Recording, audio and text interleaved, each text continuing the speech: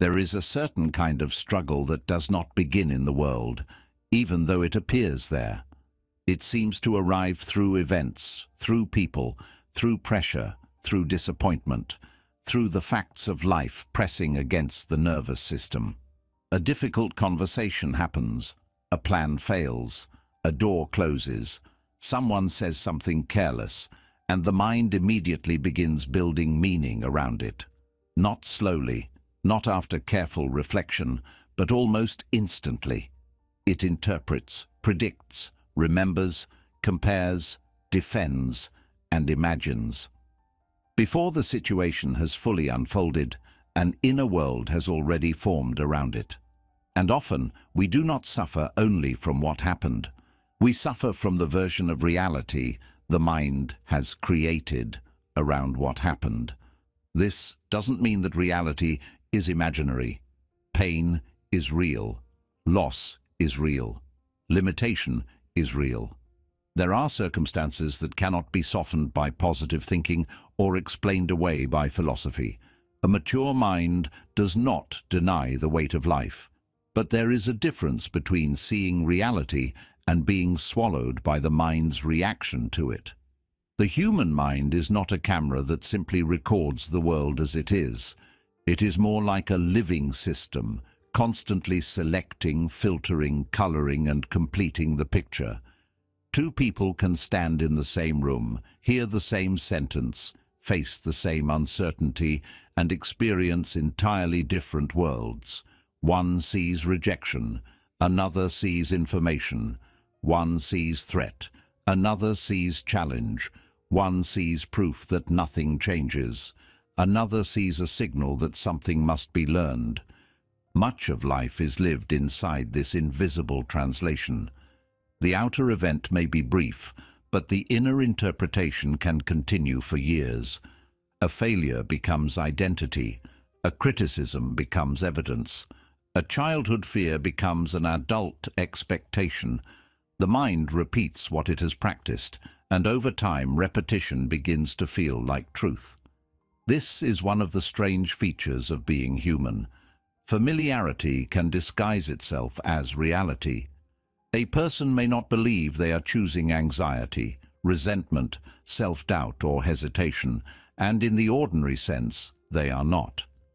These states often arise before conscious choice enters the room, but somewhere beneath the surface, patterns are being reinforced. Thoughts return to the same paths. Emotions rehearse the same conclusions. The inner atmosphere becomes so familiar that the person stops noticing it as an atmosphere at all. To understand the mind, then, is not to become obsessed with controlling every thought. That becomes another form of tension. It is closer to learning how attention works, how emotion narrows perception, how repeated inner speech becomes expectation, and how expectation shapes behavior. Modern neuroscience, ancient philosophy, and ordinary lived experience all seem to meet at this point. What we repeatedly attend to begins to organize us. The Stoics understood this in their own language. Epictetus did not claim that human beings control everything that happens to them. He was more precise than that. He pointed toward the space between event and judgment, the place where suffering often takes its final shape. Today, psychology might speak of conditioning, cognitive patterns, or emotional regulation. Different languages, same territory. And perhaps this is where the nature of struggle begins to change. Not because life becomes easy, and not because the mind can be turned into a perfectly obedient instrument, but because a small separation becomes possible. A person begins to notice that there is the thought, and then there is the one aware of the thought. There is the emotional storm, and then there is the capacity to observe its movement.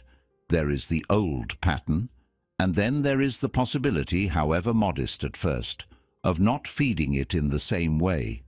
This gap may not look dramatic from the outside. Nothing about it needs to be loud. But inside a human life, it can mark the beginning of a different relationship with fear, desire, memory, and circumstance. The mind is always creating, but it is not always creating wisely. It builds worlds from evidence, but also from habit. It protects, but sometimes imprisons. It remembers, but sometimes repeats what no longer belongs to the present. And so the question is not whether the mind will shape experience. It already does. The more honest question is whether that shaping will remain unconscious, inherited from old wounds and surrounding noise, or whether it can slowly become more deliberate, more aligned, more awake to what is real. That is not the end of struggle, but it may be the beginning of never struggling in quite the same way again. The first movement in this journey is to recognize that the mind is never merely sitting in the background, waiting for life to happen. It is active even when we imagine ourselves to be passive. It is arranging memories, assigning meaning, predicting outcomes, preparing defenses, and shaping the emotional tone through which the next moment will be received. This activity is so constant that it becomes difficult to notice. Like the sound of a refrigerator in a room, it disappears because it is always there. But once attention begins to turn inward, a strange discovery appears. Experience is not only what comes toward us, it is also what the mind does with what comes toward us.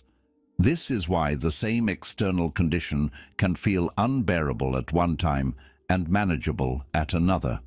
The facts may not have changed much. The body may be in the same place. The problem may still exist. The uncertainty may still be unresolved. And yet the inner world can shift enough to change the meaning of everything. A message left unanswered becomes abandonment when the mind is afraid. The same silence becomes busyness, distance, or simply unknown when the mind is more steady. A delay becomes failure when the mind has already decided that life is against it. The same delay becomes part of the process when the mind has not surrendered its judgment to fear. The event is not irrelevant, but it is not the whole story. The mind is participating in the creation of the story from the first second. This participation is not always intentional. In fact, most of it happens before conscious thought has time to speak. The brain is designed to predict. It tries to save energy by using old patterns to interpret new situations. This is useful when the pattern fits reality. It becomes costly when yesterday's fear is placed over today's possibility. A person who has been rejected may begin to hear rejection in neutral words. A person who has lived under criticism may begin to criticize themselves before anyone else can. A person who has often failed in public may feel danger in being seen at all. The mind does not do this because it is evil or weak. It does it because it learned at some point that certain interpretations were safer than others. But what once protected us can later become the architecture of our limitation. The mind builds habits of perception, and those habits begin to decide what feels possible. If the inner narrative says again and again that effort is pointless, then even opportunity can appear exhausting. If the narrative says that love is unsafe, then affection can feel suspicious. If the narrative says that success will only bring pressure, then progress can feel like a threat. The world is still there, complex and unfinished, but the mind highlights certain parts and hides others. It creates a personal reality, not by inventing everything from nothing, but by choosing what receives emotional weight. This is where many people misunderstand the power of thought. The point is not that thinking something magically makes it true. Reality is not a servant of imagination. A thought alone does not rebuild a life, repair a relationship, or solve a difficult problem. But thought influences where attention goes, what the body prepares for, what actions feel available, and what meanings are repeated until they become familiar. A thought can become a mood. A mood can become a posture toward life. A posture can become a pattern of choices, and over enough time, choices become circumstances. The line between inner life and outer life is not as clean as we sometimes pretend. Marcus Aurelius wrote often about the relationship between judgment and disturbance, not as a man floating above pain, but as someone surrounded by war, illness, responsibility, and betrayal. His reflections were not an escape from reality. They were an attempt to meet reality without allowing the mind to add unnecessary suffering to it. That distinction matters. The mind can clarify, or it can distort. It can prepare, or it can panic. It can learn from pain, or it can turn pain into identity. Every day, often without ceremony, it is doing one of these things. So the beginning of mental freedom may be less dramatic than people imagine. It may begin with noticing the sentence forming inside before it becomes a belief. It may begin with observing how quickly the mind turns uncertainty into threat, discomfort into failure, or memory into prophecy. There is no need to condemn the mind for this. Condemnation is just another pattern. The more useful movement is attention itself, the patient recognition that the mind is not a passive mirror. It is a maker of meaning. And once that is seen, even briefly, the old spell weakens. The world may still be difficult, but the mind no longer has to create a prison inside the difficulty. Once it becomes clear that the mind is always participating in experience, the next layer is more uncomfortable because it asks us to look not only at individual thoughts, but at the emotional climate beneath them. A person can change a thought for a moment and still return to the same inner weather. They can repeat a better sentence, try to think in a more useful direction, even understand an idea intellectually, and yet the deeper state remains the same. This is why insight does not always become transformation. The surface of the mind may agree, while the emotional baseline continues to expect danger, disappointment, rejection, or defeat. This baseline is not always loud. It may not appear as panic or sadness. Sometimes it is simply the background feeling a person carries into the day, a slight tension in the body, a readiness to be misunderstood, a sense that something will go wrong, a quiet suspicion that peace will not last. Over time, this state becomes familiar, and familiarity begins to feel like personality. Someone may say, "This is just how I am," when in reality, they are describing a condition that has been practiced for years. The mind then begins to search the world for confirmation, not because the person is dishonest, but because perception is never neutral. We tend to notice what matches the state we are already living in. A fearful mind recognizes threats faster than possibilities. A resentful mind notices disrespect with remarkable precision. A hopeless mind finds evidence of futility almost everywhere. This does not mean the threats, disrespect, or difficulty are always imagined. Sometimes they are real. But the dominant inner state decides what receives the brightest light. It becomes a kind of internal lens, and the world that appears through it can seem undeniable. When someone is living from insecurity, a delayed reply may feel like rejection. When they are living from anger, a harmless comment may sound like an attack. When they are living from shame, even kindness can feel undeserved or suspicious. The outer world has not disappeared, but it has been filtered through an emotional expectation. This is one reason people repeat patterns, even when they consciously want something different. They may want love, but their dominant state expects abandonment, so they interpret closeness as danger. They may want success, but their dominant state expects failure, so opportunity produces stress rather than energy.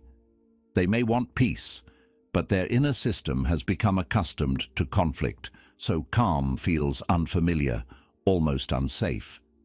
Human beings do not only move toward what they desire, often they move toward what feels emotionally recognizable. And sometimes what feels recognizable is not what is healthy. It is only what has been rehearsed. The body plays a role here as well. Emotions are not just ideas floating in the mind. They live in the nervous system, in breathing, in muscle tension, in the rhythm of attention. A person who has spent years in vigilance may not relax simply because life becomes quieter. The body may continue scanning for problems because scanning has become its way of maintaining control. This is where simple advice fails. Telling someone to just think differently ignores the depth of the pattern. A dominant inner state is not changed by one inspiring sentence. It is changed by repeated experiences of seeing differently, responding differently, and gradually teaching the mind and body that another way of being is possible.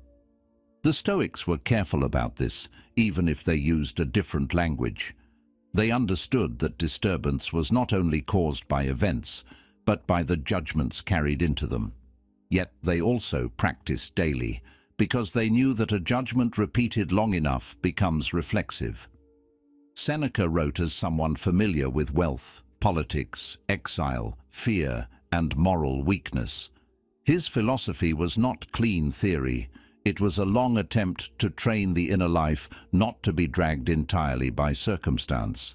He seemed to understand that the soul, or what we might now call the inner life, takes the shape of what it continually entertains. So the question becomes less about forcing oneself into a constant positive state, which can easily become denial, and more about becoming honest about the state from which life is being perceived. There is a difference between seeing a problem clearly and seeing everything through the expectation of collapse. There is a difference between caution and fear pretending to be intelligence. There is a difference between realism and a wounded mind calling its old conclusions facts. These distinctions are not always easy to make in the moment, but the act of noticing them begins to loosen their authority. A dominant inner state becomes the world a person recognizes, but recognition is not destiny. The mind can learn to recognize something else. It can become more familiar with steadiness, with patience, with uncertainty that does not immediately become fear. This change is rarely instant. It happens through small corrections in attention, through the refusal to treat every old feeling as a final truth, through moments where reality is allowed to be wider than the mood interpreting it. And perhaps that is one of the quiet beginnings of freedom, not escaping the world, not denying what hurts, but realizing that the state we live from is not merely a reaction to life. It is also a doorway through which life enters us. From this point, the mind begins to look less like one single voice and more like a conversation between different layers of intelligence. There is the part that can pause, reflect, imagine a new direction and say, "This is where I want to go." And then there is the older part, the more automatic part that says very little but repeats what has already been practiced. Much of the confusion in human behavior comes from mistaking one for the other. A person may sincerely decide to change, and in that moment the decision is real. They may see the pattern clearly, feel tired of the old cycle, and sense that another life is possible. But then, under pressure, the familiar reaction returns. The old fear speaks, the old habit moves the body, the old interpretation arrives before reason can organize itself, and the person begins to wonder whether their desire to change was false. It was not necessarily false. It may simply have belonged to the choosing mind, while the repeating mind had not yet been retrained. The conscious mind is powerful, but its power is often misunderstood. It can choose direction, but it does not automatically rewrite every pattern beneath the surface. It is like a person taking the wheel of a ship that has been sailing the same route for years. The new direction matters, but the weight of momentum is still there. The waters are familiar, the crew knows the old path, the instruments have been calibrated by previous journeys. A single decision may turn the wheel, but the whole vessel takes time to respond. The subconscious mind, if we use that phrase carefully, is not mystical in the way people sometimes make it sound. It is the field of learned associations, emotional memories, automatic responses, and repeated conclusions that operate beneath deliberate thought. It is why someone can understand that a fear is irrational and still feel it in the body. It is why a person can know they are capable and still hesitate when visibility arrives. It is why someone can say they want peace but keep returning to conflict, because conflict has become the emotional language they understand. The repeating mind does not primarily respond to abstract truth. It responds to what has been rehearsed often enough to feel real. This is why self-knowledge can be humbling. We discover that we are not only made of our intentions, we are also made of our conditioning. The mind that chooses may want patience, but the mind that repeats may have practiced irritation for a decade. The mind that chooses may want discipline, but the mind that repeats may have learned to escape discomfort the moment it appears. The mind that chooses may want trust, but the mind that repeats may have learned that trust leads to pain. None of this removes responsibility, but it makes responsibility more honest. Change is not just a declaration made by the conscious mind. It is a process of bringing the deeper patterns into contact with a new experience again and again until the old response loses some of its authority. There is a useful compassion in this, but it is not softness in the weak sense. It is accuracy. Condemning oneself for repeating a pattern rarely changes the pattern. It often strengthens it by adding shame to the cycle. But seeing the mechanism clearly can create a different kind of seriousness. The question becomes not, "Why am I like this?"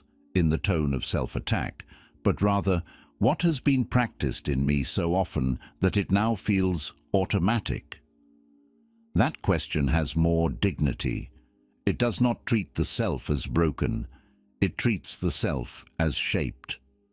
This also explains why people can be intelligent in one area and strangely unconscious in another. Intelligence does not erase repetition.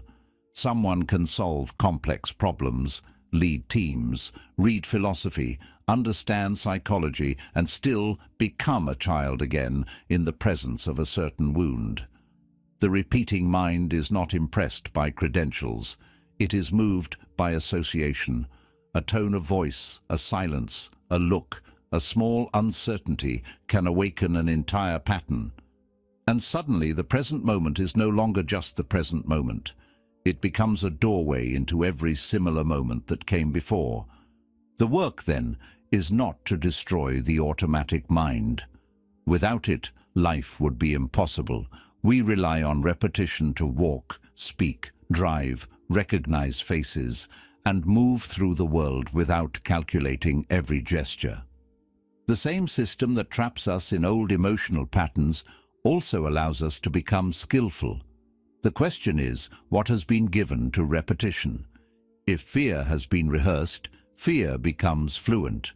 If steadiness is practiced, steadiness can also become more available.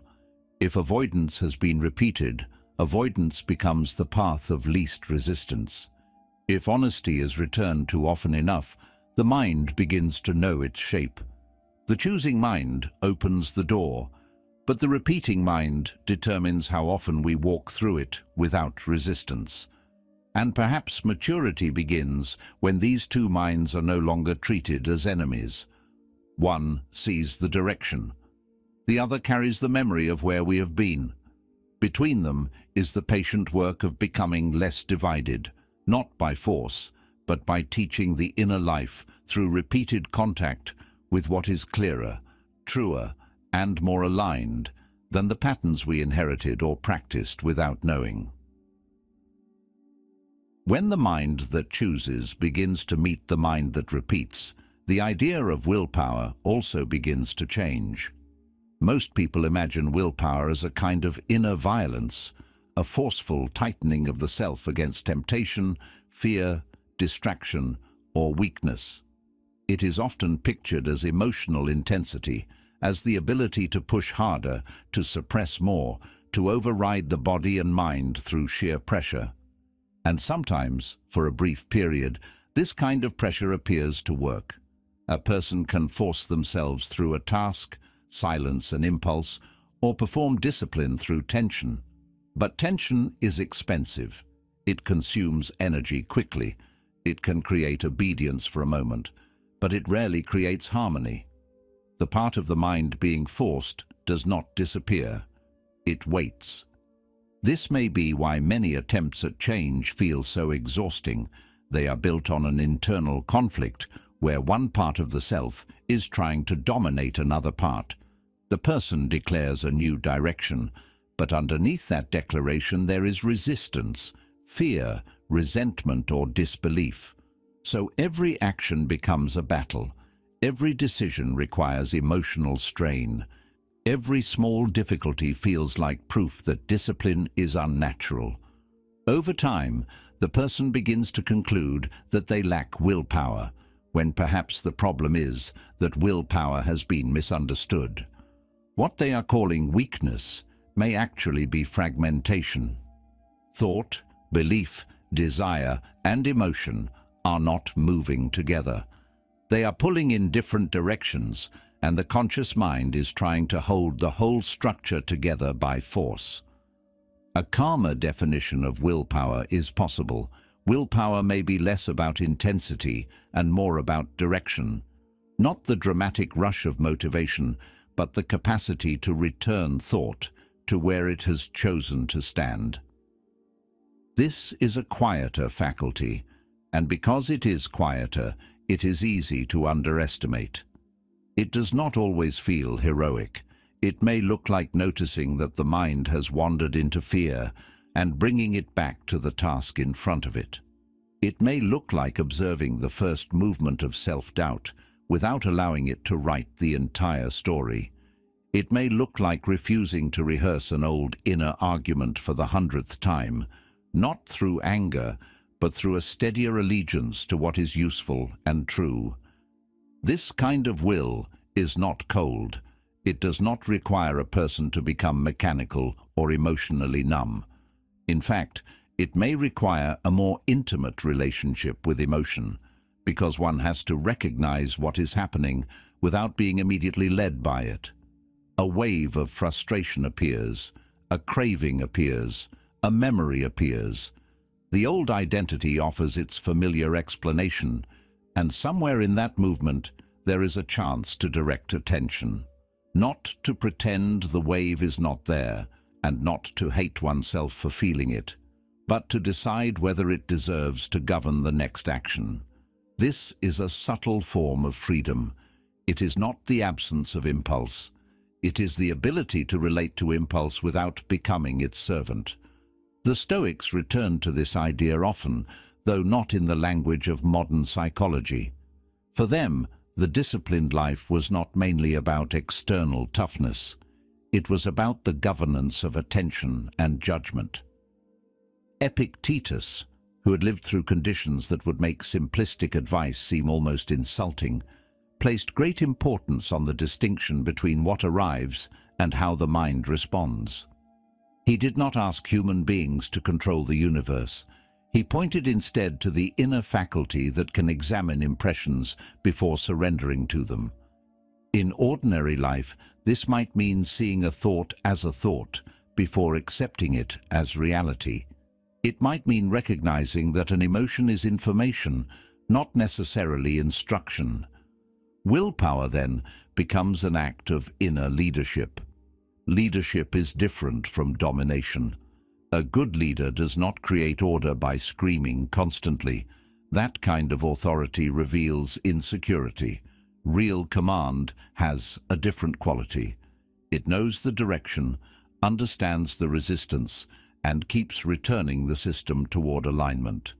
In the same way, the mind does not become strong by attacking itself every morning. It becomes strong by learning to hold a chosen direction long enough for the rest of the self to gradually trust it. This also explains why willpower grows weaker when attention is scattered. A mind pulled in 100 directions cannot easily command itself. Each distraction asks for a fragment of life. Each unnecessary comparison, each repeated worry, each emotional rehearsal takes a small portion of energy and gives it to something that may not deserve it. Then, when the moment of choice arrives, the person feels empty and calls it lack of discipline. But perhaps the will was not absent. Perhaps it was spent before it was needed. To direct thought is not to control every mental movement. That would be another impossible demand. It is to become less careless about what is entertained, repeated, and believed. The mind will wander. The body will react.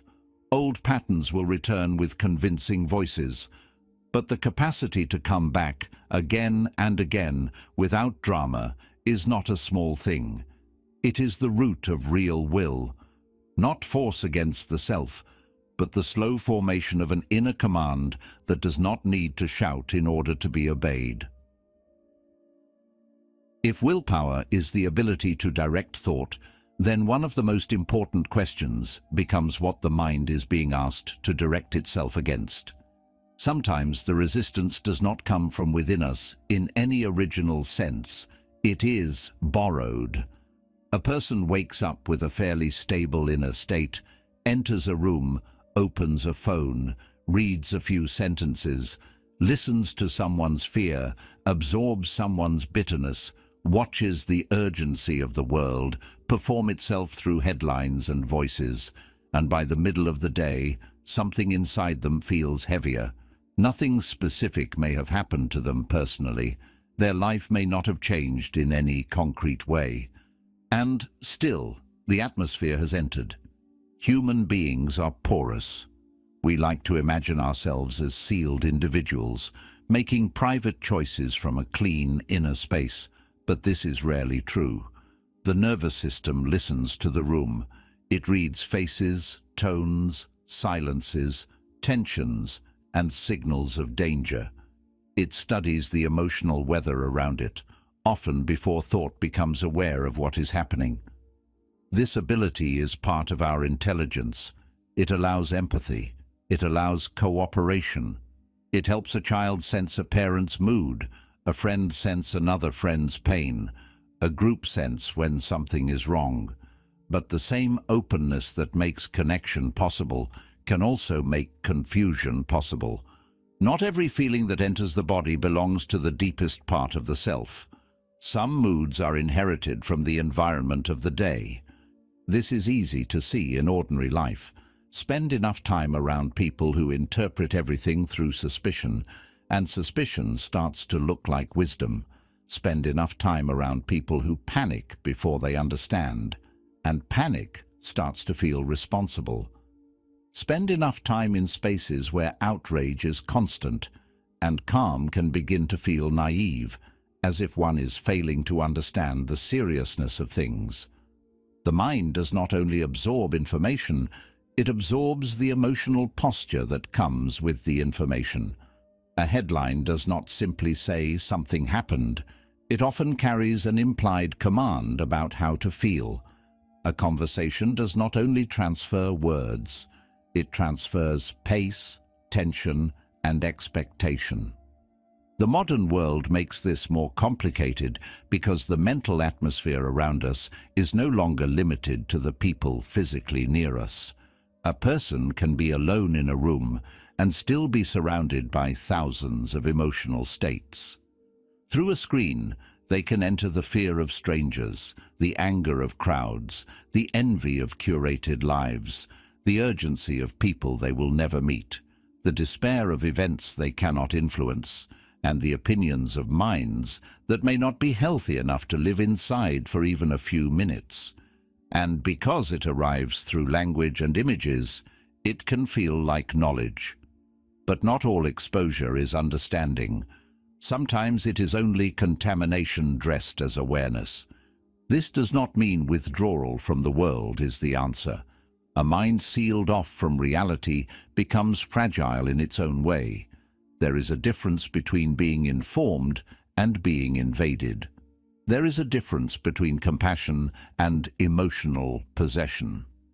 There is a difference between listening to another person's pain and unconsciously adopting their entire worldview. The mature mind does not need to be indifferent in order to remain sovereign. It can care without surrendering its center. It can witness chaos without becoming chaotic. It can hear fear without making fear its home. To stop absorbing the mental atmosphere around us is not to become cold. It is to become more discerning about what is allowed to take root.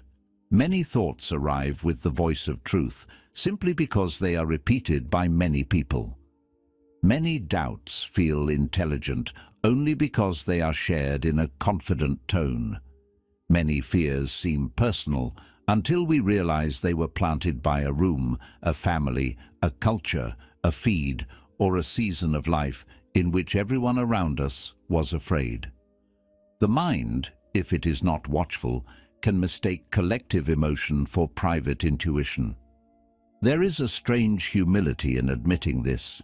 It means that the self is not as independent as it likes to believe, but there is also relief in it, because some burdens become less absolute once we see their source.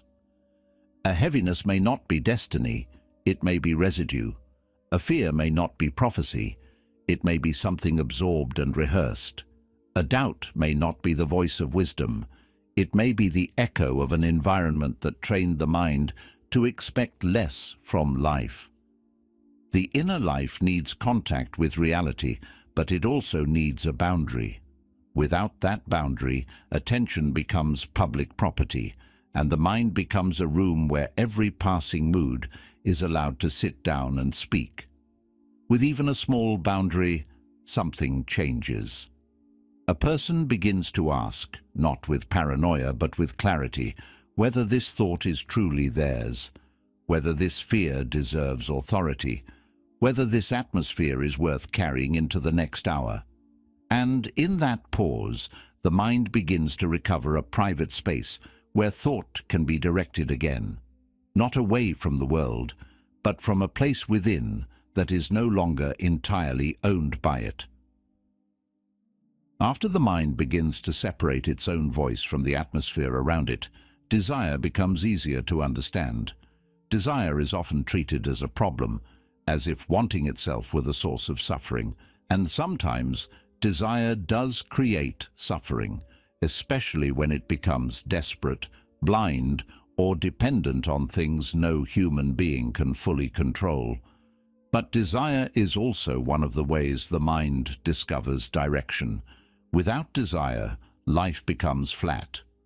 There is no movement toward growth, no reason to endure difficulty, no image of a possible future pulling the present into shape. Desire, at its most basic level, is the mind saying that something matters.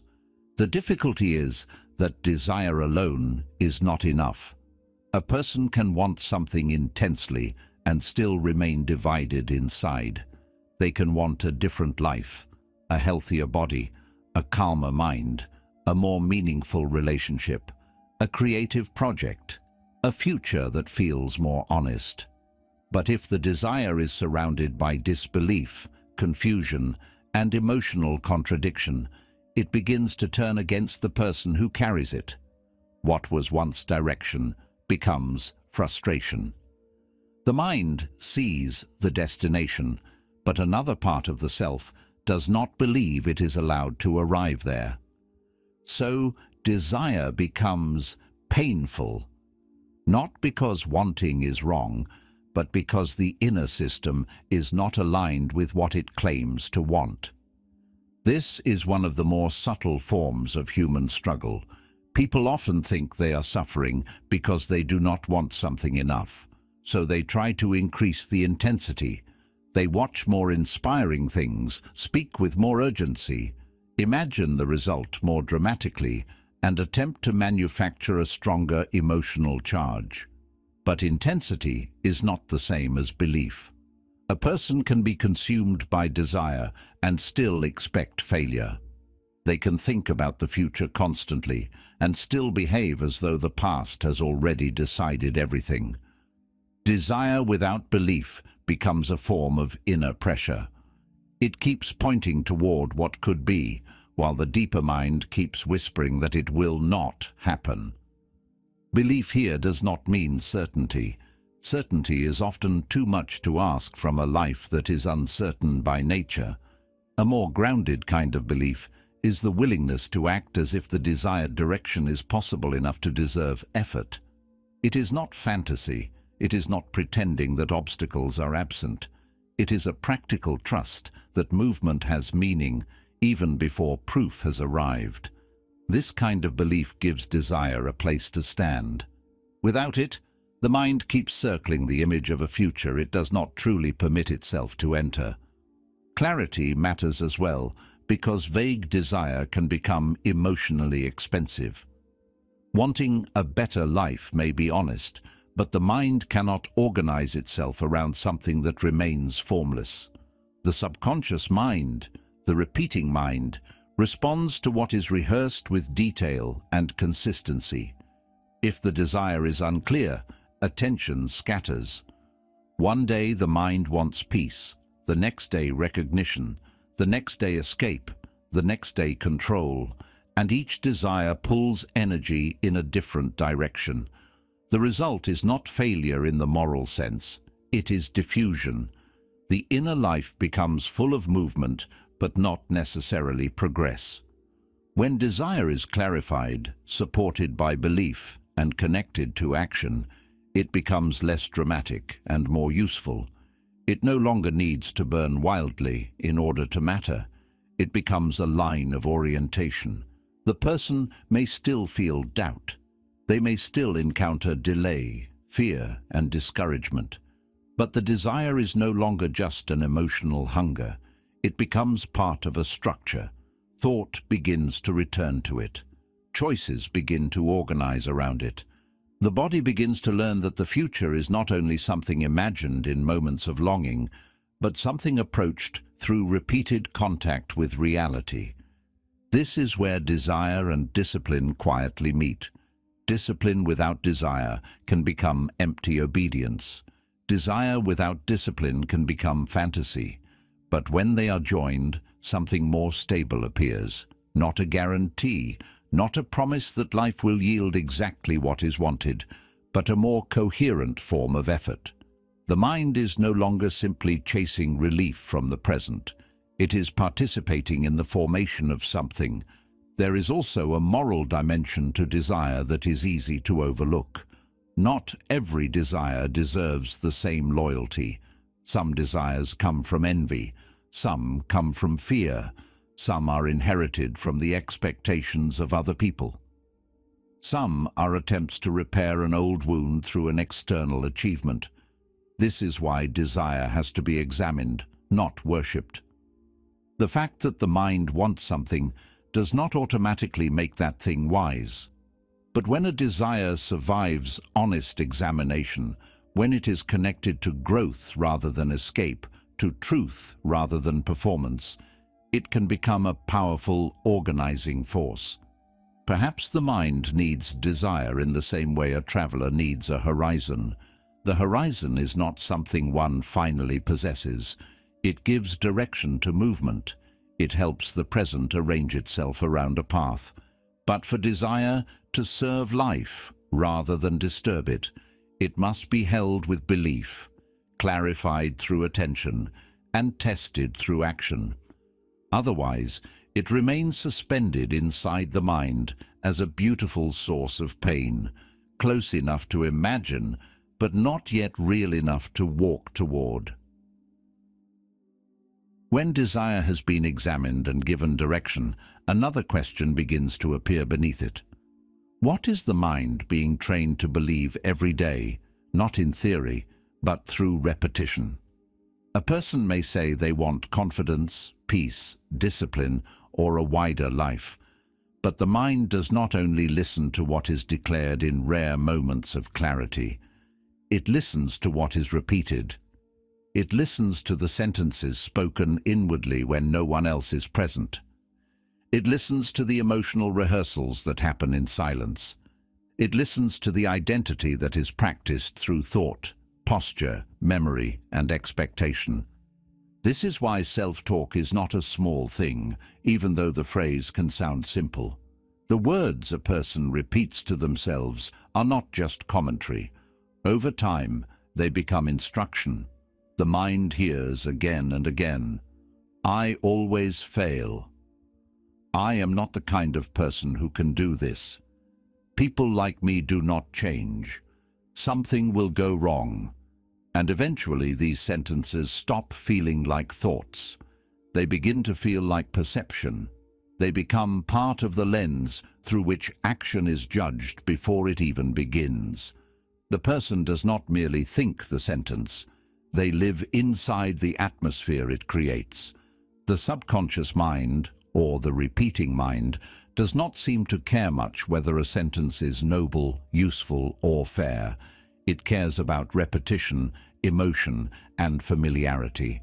A thought repeated with enough feeling becomes easier to access. The path becomes worn. The mind returns to it because returning requires less energy than creating a new route. In this way, identity can be built accidentally, not through a single dramatic event, but through small private confirmations that gather over time. A person may not notice how often they rehearse weakness, how often they imagine rejection, how often they prepare for humiliation, how often they speak to themselves with a cruelty they would hesitate to use on another person. And yet this is not an argument for pretending. The mind is not helped by false praise or empty affirmation. If someone feels afraid, repeating "I am fearless" may only create a deeper split, because part of the self knows it is not true. A more honest sentence has more power because it does not insult reality. "I feel fear, but I can still move carefully." This is difficult, but it is not proof that I am incapable. I have repeated this pattern before, but repetition is not destiny. These are not magical phrases. They are more like new grooves cut into the mind through sincerity and practice. The emotional rehearsal matters as much as the words. Many people rehearse failure before they attempt anything. They imagine the embarrassment, the disappointment, the explanation they will have to give, the look on someone's face, the familiar feeling of being proven inadequate. By the time action becomes possible, the body has already lived through the defeat several times. The nervous system responds not only to what is happening, but to what has been vividly imagined. This is one reason anxiety can be so convincing. It gives the body an experience of danger before the danger has arrived, and the body then treats that experience as evidence. But the same mechanism that deepens fear can also be used to build steadier patterns. The mind can rehearse meeting difficulty without collapse.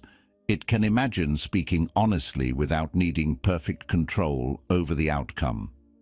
It can return to images of patience, clarity, and persistence until they become more available under pressure. This is not fantasy when it remains connected to action. It is preparation. Athletes, musicians, surgeons, and performers have long understood that repetition in the mind affects repetition in the body. The boundary between inner rehearsal and outer behavior is more porous than it appears. Still, there is a danger in becoming obsessed with the subconscious, as if every hidden pattern must be decoded before life can be lived. That can become another delay. Not every wound needs a name before a new action is possible. Not every thought requires analysis. Sometimes the most important work is simply noticing what is being repeated and asking whether it deserves to continue. The mind becomes what it is fed with consistency. This is not a punishment, it is a principle of learning. A person who repeatedly tells the mind that effort is meaningless should not be surprised when effort begins to feel heavy. A person who repeatedly tells the mind that they are powerless should not be surprised when choice feels distant. But this also means that another training is possible, not instant, not effortless, not clean, but possible. The inner language can become more accurate. The emotional rehearsal can become less destructive. The identity can become less tied to old conclusions. And slowly, the mind begins to recognize a different self, not because it was shouted into existence, but because it was practiced often enough to become familiar. When the subconscious begins to receive new instructions through repeated thought and emotional rehearsal, the next movement is alignment. This word is often used loosely, as if it means feeling good or being perfectly certain. But inner alignment is not constant happiness, and it is not the absence of conflict. It is closer to a reduction of contradiction inside the self. Thought, belief, emotion, and action begin to face the same direction. The person is no longer spending most of their energy arguing against themselves. There may still be fear, but fear is no longer the leader. There may still be doubt, but doubt is no longer allowed to define the entire field of possibility. A divided person can appear busy, ambitious, even disciplined from the outside, while inside there is a hidden exhaustion. One part wants progress. Another part expects punishment for wanting it. One part wants love. Another part prepares for betrayal. One part wants visibility. Another part fears being truly seen. So the person moves forward and backward at the same time. They take action, then sabotage. They commit, then retreat. They desire, then distrust the desire. This kind of inner division creates a strange form of suffering because life becomes not only difficult in itself, but difficult because the self is not cooperating with itself. Alignment changes the quality of effort. It does not remove effort, but it makes effort cleaner. A person who is aligned does not need to chase with the same desperation, because their energy is no longer leaking through constant inner contradiction. They are not trying to convince themselves every hour that the path matters. They are not performing confidence for an audience while negotiating with disbelief in private. Something more settled has begun to form. Their actions may still be small, but the small actions carry the weight of agreement. The mind says yes, the body begins to follow. The emotions gradually learn that the direction is safe enough to support.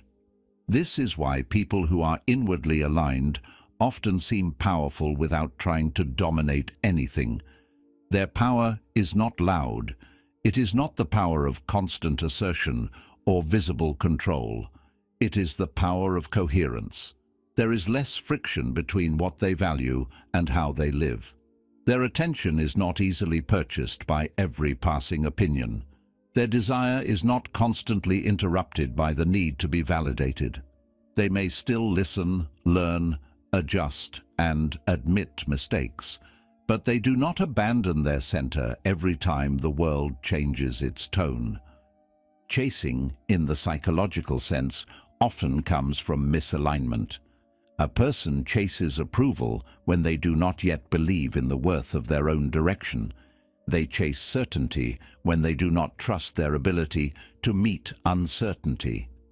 They chase outcomes when their identity depends on the result arriving exactly as imagined. Chasing is not the same as effort.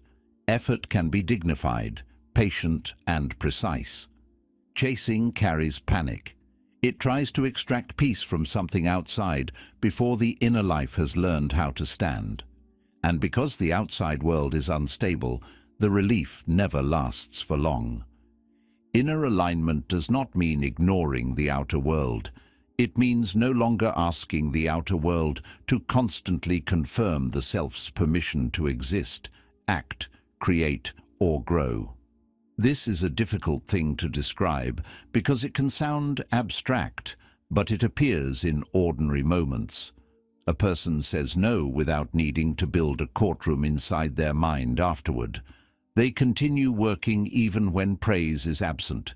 They receive criticism without turning it instantly into identity. They rest without guilt when rest is part of the larger integrity of the life they are building. They move with a kind of simplicity, not because life is simple, but because the inner argument has become less chaotic. There is also a relationship between alignment and truth. A person cannot be aligned for long around a lie. They may become organized around a fantasy for a while, or energized by denial, but eventually the structure begins to crack. Real alignment requires contact with what is actually happening. It asks whether the desire is honest, whether the belief is grounded, whether the action is consistent, whether the emotion has been heard without being obeyed blindly. This is not a harsh examination. It is more like tuning an instrument. The point is not to punish the string for being out of tune, but to bring it into relation with the whole. When this begins to happen, power becomes less theatrical. It is not a performance of strength. It is the natural result of a mind that is no longer scattered against itself. Thought gives direction. Belief gives permission. Emotion gives energy. Action gives form. None of these is complete alone, but when they begin to move together, even imperfectly, a human being becomes less easy to pull apart. They no longer need to chase every reflection of themselves in the world, because something within has started to recognize its own shape. Once inner alignment begins to reduce the friction within a person, focus becomes the way that inner order enters the world. Without focus, even a clear desire can remain suspended in the mind, beautiful perhaps, but powerless. Thought may be full of possibility, belief may be growing, emotion may have gathered behind a direction, yet if attention keeps scattering, the energy never collects long enough to change anything. It leaks into comparison, distraction, worry, unfinished plans, imagined conversations, and the endless small openings through which the modern world asks to enter. The person may feel busy inside, but busyness is not the same as movement. Focus is often misunderstood as a harsh narrowing of life, as if to focus means to become rigid, tense, or blind to everything else. But focus, at its best, is not a rejection of life. It is the act of giving a chosen reality enough attention to become formed. Nothing human becomes real without sustained attention. A skill does not develop because it is admired from a distance. A relationship does not deepen through vague good intentions. A body does not become healthy through occasional bursts of concern. A mind does not become steady by visiting clarity once every few weeks. Things grow where attention returns. There is a simple truth here, but it is not always easy to live with. Scattered attention creates scattered results. Not because the universe is punishing distraction, but because attention is the medium through which effort becomes consistent. When the mind moves from one desire to another, from one fear to another, from one imagined identity to another, it never stays long enough to build weight. The surface is disturbed again and again, but nothing takes root. A person can spend years thinking about change without giving one direction enough uninterrupted energy to become a path. The difficulty is that distraction does not always feel like distraction. Sometimes it feels like research. Sometimes it feels like preparation. Sometimes it feels like emotional processing. Sometimes it feels like keeping options open. And in small amounts, all of these can be useful. But the mind is skilled at disguising avoidance as intelligence. It can gather more information when what is needed is contact with the work. It can keep refining the plan when the plan is already clear enough to begin. It can search for the right mood, the right timing, the right certainty, when the deeper issue is that focus would require the self to meet reality without the protection of endless possibility. Focus turns mental energy into real change because it limits escape. It asks the mind to remain with the object long enough to encounter resistance, boredom, imperfection, and the unromantic texture of progress. In imagination, everything can remain clean. The future self is disciplined, calm, admired, complete. But focus brings the imagined life into friction with the actual day. It reveals what one really believes, how quickly attention runs, how the body reacts when the work becomes ordinary, how easily the mind reaches for relief.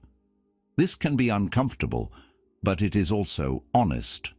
Focus is where fantasy is tested and, if it survives, slowly made practical. There is a neurological side to this, but it can be said simply.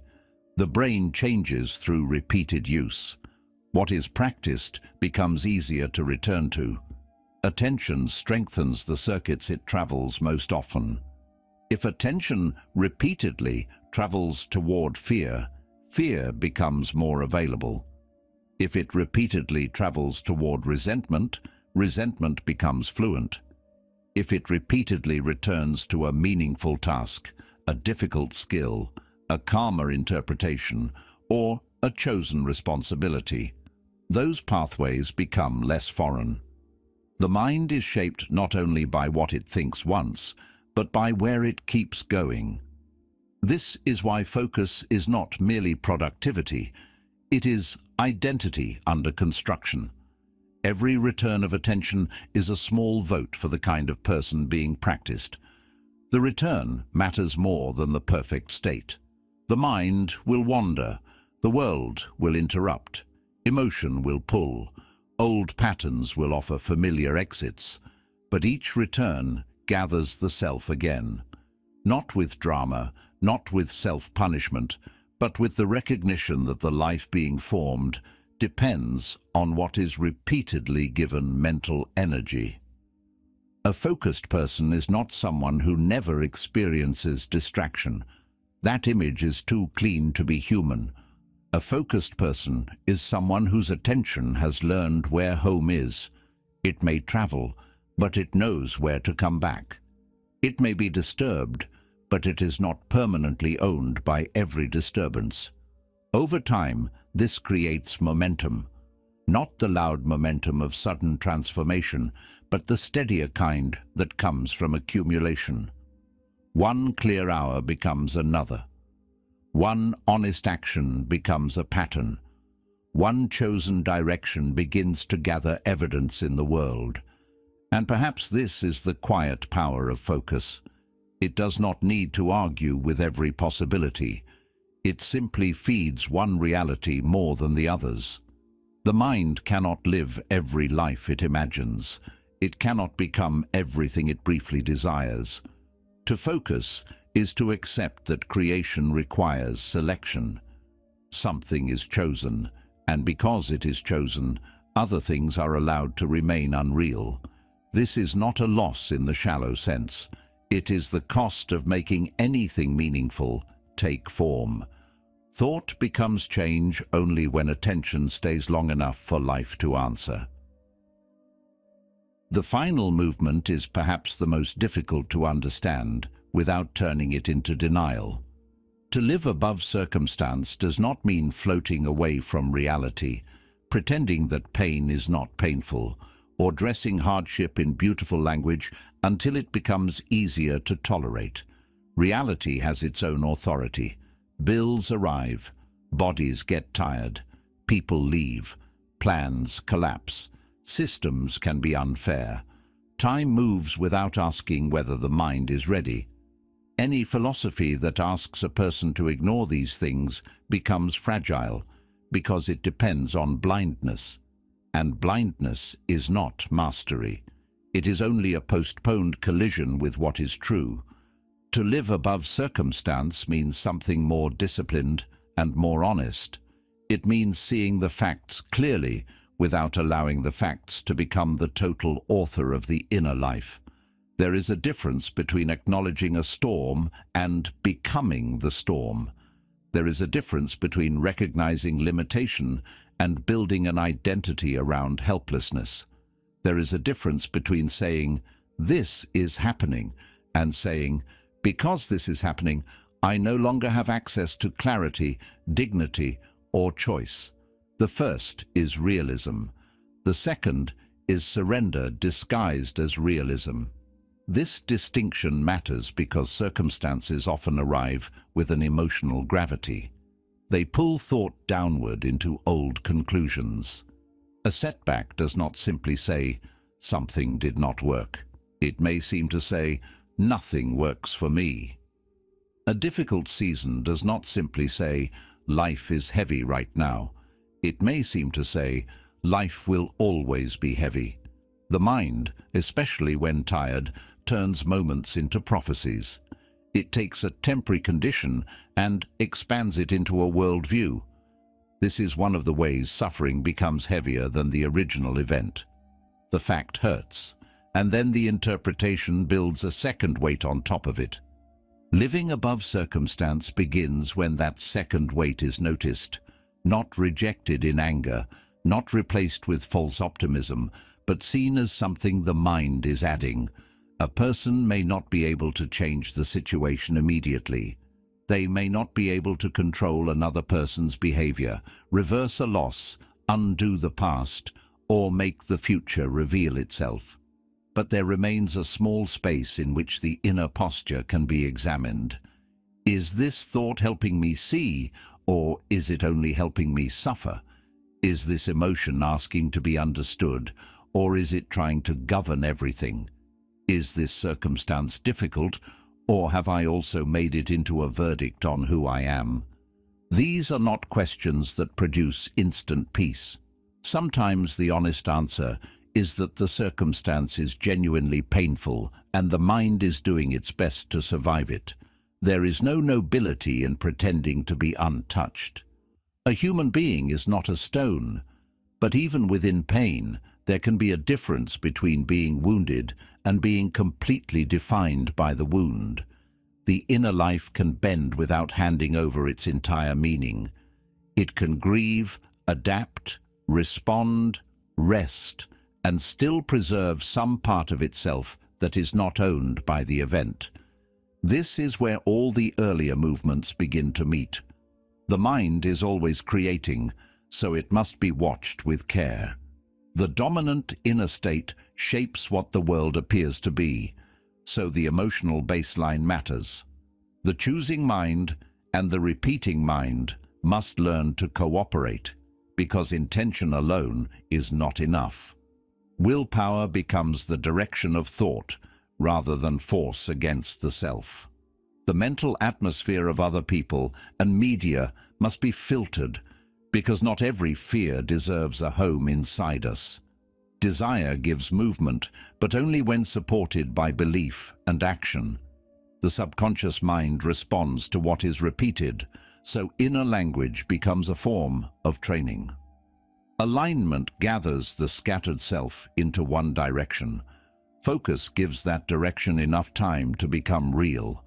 And then circumstance arrives, as it always does, to test whether these ideas are only pleasant thoughts or whether they have become part of the way a person stands in the world. This test is not dramatic most of the time. It happens in ordinary moments, in the pause after bad news, in the silence after disappointment, in the hour when no one is watching and the old pattern offers its familiar exit, in the temptation to collapse into the same story again. The work is not to become invulnerable. The work is to become less easily possessed. There is a kind of freedom that does not look like control. It does not guarantee comfort. It does not remove uncertainty. It does not make the world obedient. It is the freedom of remaining inwardly awake while life remains unfinished. A person can lose something and still not lose the ability to see. They can be delayed and still not become the delay. They can be misunderstood and still not let misunderstanding become their entire reflection. They can face reality without kneeling before every mood reality produces. This is not a final achievement. It is more like a relationship that must be renewed. The mind will still create stories.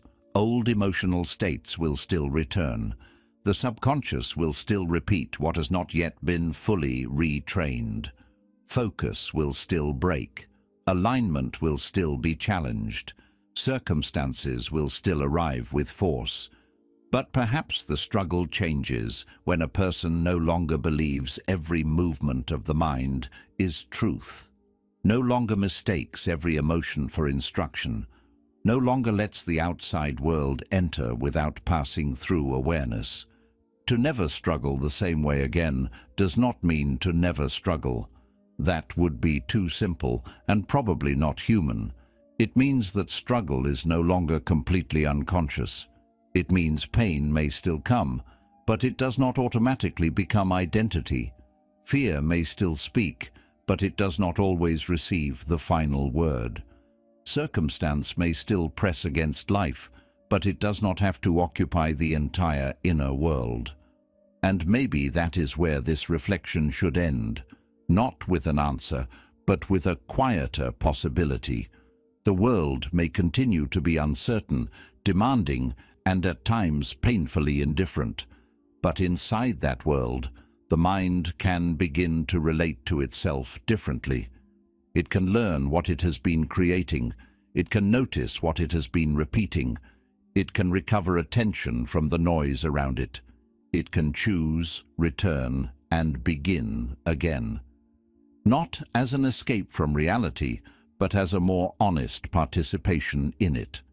And perhaps the deepest change is not that life becomes lighter all at once, but that the person carrying it is no longer carrying so many invisible chains made by the mind itself.